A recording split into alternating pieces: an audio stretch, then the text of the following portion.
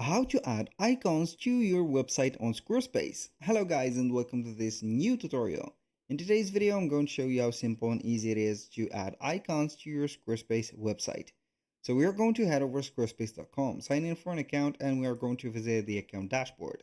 Once we have did that, we're going to head over the dashboard and then we're going to click on go to website. Now in the meanwhile I'm going to head over Google and type in icons. So icons png.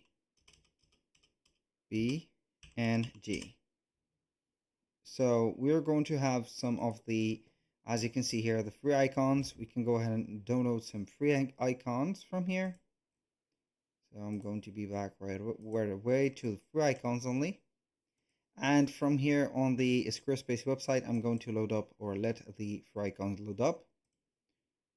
Please go away. I'm going to head over to the website, click on pages, edit on the page that we want. This is the website editor. Select the section that we want to add the icons on, and we're going to add a block. So you cannot type icon like that. You're going to add an image, and this is going to be the image block. So we're going to be back to the website, and for example, I can go ahead and download this. I can go ahead and download it as a PNG. So I'm going to have here the free download. Wait for it, and we are going to place it here.